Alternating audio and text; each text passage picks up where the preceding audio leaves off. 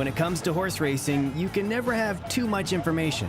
With TwinSpires, you can place your bets with confidence, whether you use handicapping insights like our Brisnet speed ratings, prime power and past performances, the guidance of our experts' top picks, or just choose a name that catches your eye. Yes! No matter how you pick your horse, bet with TwinSpires. And now you can race to victory with TwinSpires tournaments.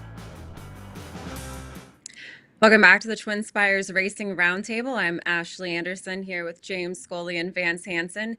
We had the Road to the Kentucky Derby and Oaks over the weekend make a stop at Churchill Downs. So we're going to talk the results of those prep races. We'll also look at other impressive two-year-old performances from the Stars of Tomorrow 2 card. And as always, what else caught our eye from the weekend? So Vance, let's start off with those prep races, the Kentucky Jockey Club and the Goldenrod. What were your takeaways from those races, both won by Godolphin? Yeah, trainer Brad Cox really has an embarrassment of riches in the two-year-old filly division. He trained Good Cheer to win the Goldenrod. She capped her two-year-old campaign 4 for 4. Very impressive in that race. And, of course, he also has the presumptive champion filly in Immersive. And I think Good Cheer is probably as fast, if perhaps even better than Immersive. We'll find out over the winter. But like I said at the top of it, Cox really has a lot of really good potential. Two-year-old filly's about to turn 3. I mentioned Immersive, Good Cheer. He also revealed the half-sister to Idiomatic on Churchill's Saturday card. So lots of Brad Cox Kentucky Oaks contenders to look forward to watching over the winter. And I would say Good Cheer and Immersive are really at the far and away at the top of this division right now. And to me, they seem poised to scoop up the leading Oaks preps in Louisiana, Arkansas, and Kentucky next spring. As far as the Kentucky Jockey Club Stakes result is concerned, the result no great shock to me. It was certain the result was certainly affected by the slow pace, and First Resort got an early jump, having tracked close to that slow pace in the Kentucky Jockey Club. And he did get the jump on odds-on favorite Jonathan's Way. He was really bottled up in traffic through most of the journey. That said, I don't think it was an entirely trip-dependent victory for First Resort. He seemed like the type who was going to improve around 2 turns regardless due to his pedigree. He was coming off of a 4th-place effort in the Summer Stakes in his first try on grass, which was a pretty decent effort on his part considering a couple of Europeans dominated that race. So. And he had placed in a graded stakes at Saratoga on dirt in his previous start. So this forward progression by First Resort was no surprise. Jonathan's Way, I thought, ran obviously a much improved race than he ran in the Breeders' Cup Juvenile, although that non-performance out at Del Mar perhaps hinted that he's going to be more of a one-turn specialist going forward than 2 turns. I know they'll probably keep him on the Derby trail for at least another race or 2 early next spring. So we'll see if he kind of develops into a legitimate Derby contender. But if I had to pick between the 2 of them, I would pick First Resort, possibly stretching out more successfully than Jonathan's Way. James, what do you think? Yes, I mean, listen, we'll see here. First Resort shows just draws off pretty nicely to win, pretty convincingly. The thing about this race, though, and Vance pointed it out, the pace was slow, and I just thought he got a perfect trip. Lee Saez been on absolute fire the last couple weeks at Churchill Downs. He got him out of the gate in a forward position, and Dapper Moon, who was setting the pace, was just quit on the far turn. He was done. Tistastic was stalking in third, and I thought he was all in, turning for home, didn't have a lot of run left, but he managed to hold for third. And Jonathan's Way did have a rough trip. He didn't break sharply, got caught behind horses, but he made a run on the far turn to get in position to potentially challenge, and he was just simply out of horse. So my big question about this is, whether or not any of those rivals, First Resort and even First Resort himself, can be a factor, a serious factor going forward, I have my doubts about at least the rest of the field. As far as First Resort goes, he's going to have to get faster. He only ran a 92 figure. Part of that might have been the slow pace, but he's going to have to show he can, run on fast paces as well. And it's just the competition is just going to get a lot tougher. So I'm a little bit dubious about him moving forward, even though he does have good tactical speed and he could keep progressing for Ian Hardy. Agree completely about Good Cheer being more impressive. She didn't break well either. She's more of a stalker, off the pace type, and sort of broke, I thought, a little bit, was a little bit cramped down inside. And then the early tempo in this race was really moderate too. They went like a real slow opening, almost a 25-second opening, 24 and change opening, and 48 and change for the half. So she's closing off the slow paces. I don't think it'll be a fast pace will matter. She's now 4 for 4. Good Cheer has won all those races in convincing fashion. She's by Medagliaro. She's got a lot going for her. But Brad Cox already has other great stakes winners out there with Immersive and Stunner. And he's going to have the favorite probably in the Demoiselle Saturday at Aqueduct. So, yeah, he's just got an embarrassment of riches. One thing about this race was Eclatante, who is her stable mate. I didn't really like her effort that much off the maiden win. I thought she looked better in the maiden win. And the runner-up in this race just, I think, flatters Good Cheer a little bit. Quiet Side runs second. She's like a proven, like, grade 1, grade 2 place type runner, at least right now, among these 2-year-old fillies. So we'll see Good Cheer here on the outside in the Godolphin Blue. She just wins easily as possible and has a really bright future moving forward, Ashley and Vance. Quiet Side keeps finishing second to Brad Cox runners because had finished second to Immersive 2 previous starts before racing in the Goldenrod. My big takeaway, we've already said a lot about First Resort, but with Good Cheer, I kind of give this horse a little bit of an edge over Immersive, just being that this horse is racing at Churchill.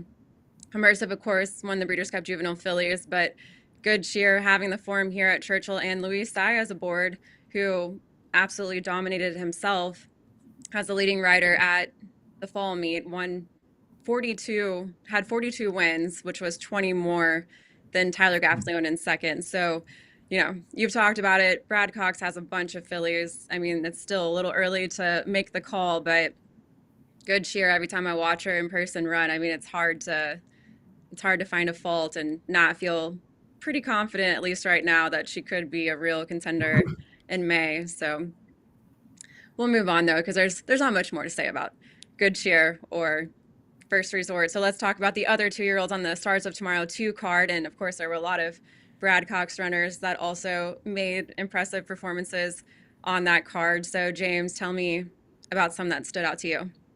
Yeah, Brad Cox, he did not have a runner in the Breeders' Cup Juvenile this fall, but he's going to have one of the biggest buzz horses for the 2025 Kentucky Derby entering 2025 in Patch Adams.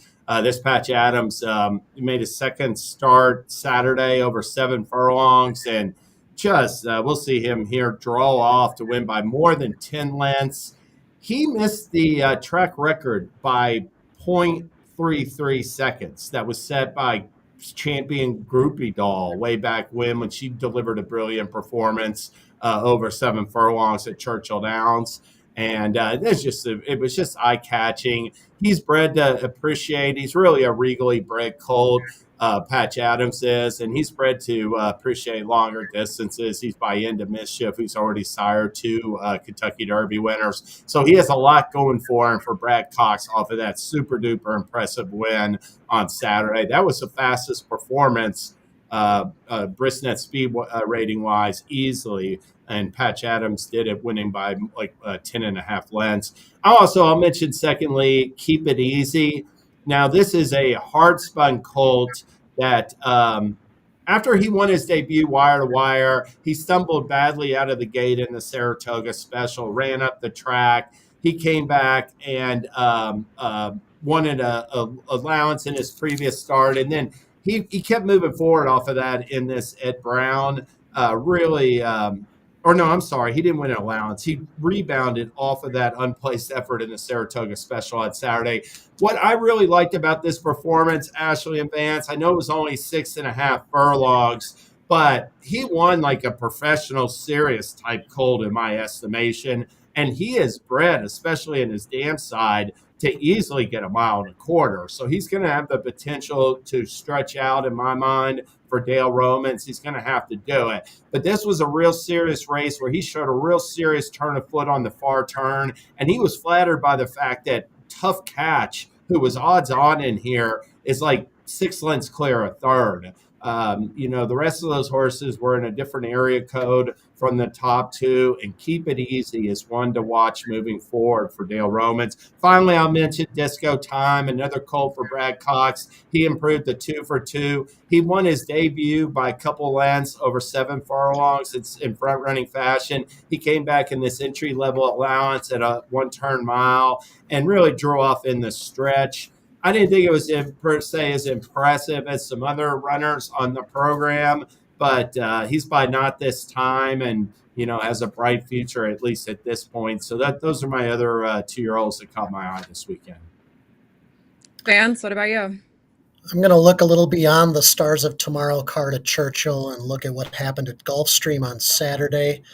Rated by Merit, had his 2-turn debut in the third and final leg of the Florida Sires Series, the In Reality division, and he became the 11th horse to sweep all 3 of those series races. He strolled to a 6-length win, and that followed similarly comfortable wins in the Affirmed and Dr. Fager divisions, which were run around 1 turn at Gulfstream. So this colt is now 4 for 4, and he's earned consecutive Brisnet speed ratings of 101, 106, and 109. So to me, he looks like a colt that's going to be deserving of some serious attention, at least early on the Triple Crown Trail at Gulfstream early in the new year.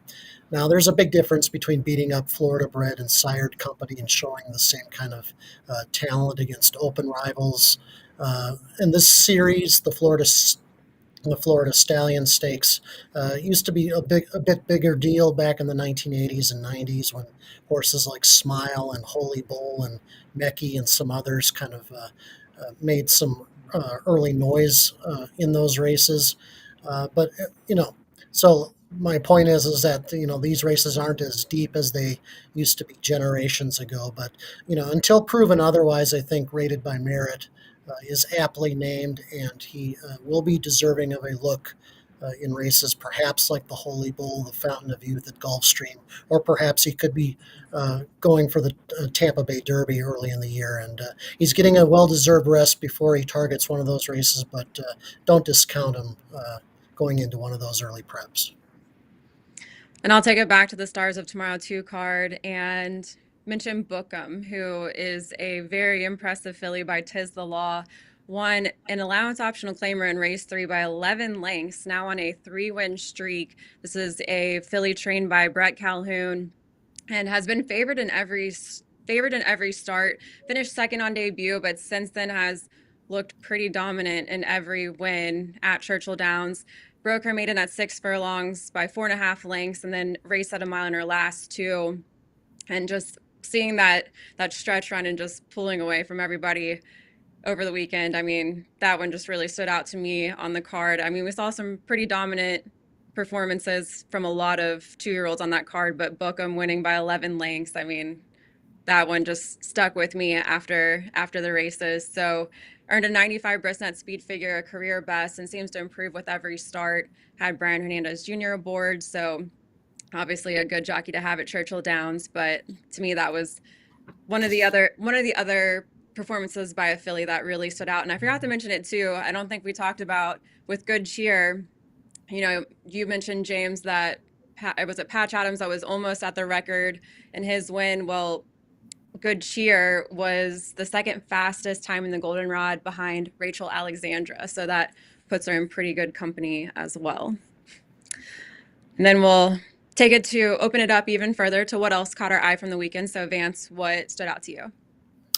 I'll briefly mention the final odds of Pool 2 of the Kentucky Derby Future Wager. I thought it was rather interesting that the Bob Baffert trained Barnes closed as the individual favorite at 13-1. He only debuted last Wednesday on a cold afternoon at Churchill, going 5.5 furlongs.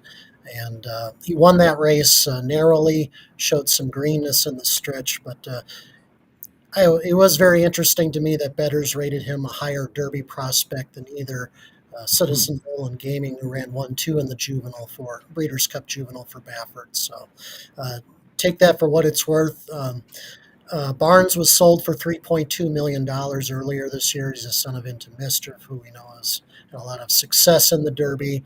But there's a lot of expectations and pressure on this colt now. And, judging from his performance last week, he did display a lot of greenness through the stretch. He does look like he has a lot of natural talent, but having debuted at such a short distance at this time of the year, he does have he does have plenty of catching up to do also to meet the standard that his stablemates have already set so far. I'm curious, Yeah. James. I know you were talking about the sire pool. Who did you end up putting money on? I took Gunrunner. Yeah, He was you're always 30 to talking 1 about. on the morning line, and naturally he got bet down to 13 to 1 because, he's going to have a bunch of good 3-year-olds next year. So, didn't get a lot of value. Yeah, Vance mentioned Barnes. He was extremely green in the stretch and odds on, but he got the job done. It was a 10-horse field. He got up to win by a head. And it was like 10 lengths back to third. So I still think that could be a pretty decent maiden race, and he could be a pretty nice horse moving forward. But as far as that future wager pool goes, Barnes is the favorite, and Patch Adams off of that maiden win, another Into Mischief. Both Barnes and Patch Adams are off by Into Mischief, and only the top two for the Breeders' Cup Juvenile, East Avenue and Chancellor McPatrick, were shorter than Patch Adams. So he had two of the top 6 individual betting choices in Pool 2 over the weekend. Into Mischief did, and neither one of them's running a stakes race yet. Neither one of them ran an allowance. That's how promising they are right now. As far as my what else, I want to mention a filly that is going to be sensational, I think, on the turf next year. Chad Brown dominates his first lady and is always well represented, but he's going to have competition from Wesley Ward trained Keogh Beach next season. This filly broke her maiden in April, and I was reading Ward's quotes. Here she is Friday in the Grade 2 Mrs. Revere. It's a restricted race for 3-year-old fillies, but she led every step of the way. I don't think she has to have the lead, but if you let her just get out on the lead, she's going to run anybody into the ground at these mile or mile and a 16th distances, potentially moving forward. Ward basically ran her an entry-level allowance at Kentucky Downs in early September and a non-winners of 2 other than at Keeneland in October. She won both those races by open lengths. And he said the only question in his mind was a mile and a 16th distance. He thought if she handled it, she'd win easy on Friday. She handled it. She won easy. And he's pointing for the Grade 1 First Lady at Keeneland next year. And I think she's going to be a really a promising type for that. Frankie Dettori basically was full of positives in his quotes. He called her a super filly. He said she has pace but is sensible. She knows how to breathe right. She knows exactly how to run in a race and be push button for him. And he said Wesley was full of confidence, and he made me stay here in the cold to ride her, and I wasn't going to say no. So I think we'll see her Keogh Beach pointing for these big Grade 1 mile races for fillies and mares next spring for Wesley Ward. And I'll mention the other graded stakes on Friday's card. We had the Grade 2 Clark, and Rattle and Roll got the win, which gave both Kenny McPeak and Brian Hernandez a sweep of, Derby 150, Oaks 150, and the 150th running of the Clark.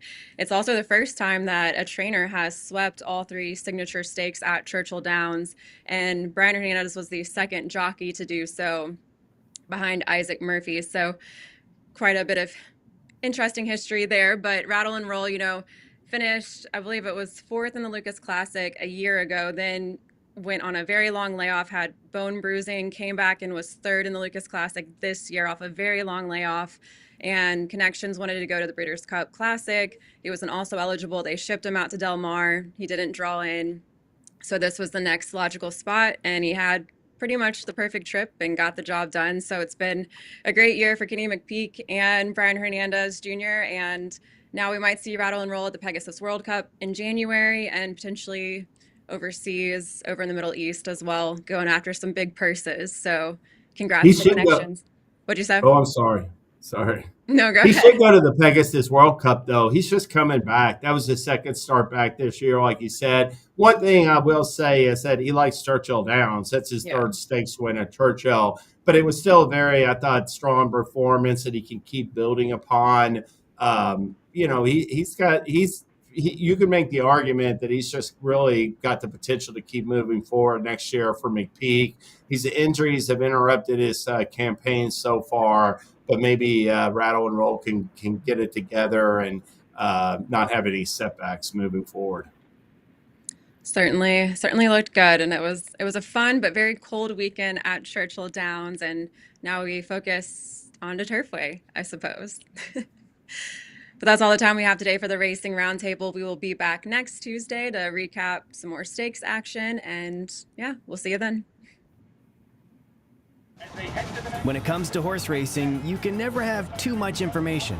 With TwinSpires, you can place your bets with confidence. Whether you use handicapping insights like our Brisnet speed ratings, prime power and past performances, the guidance of our experts' top picks, or just choose a name that catches your eye.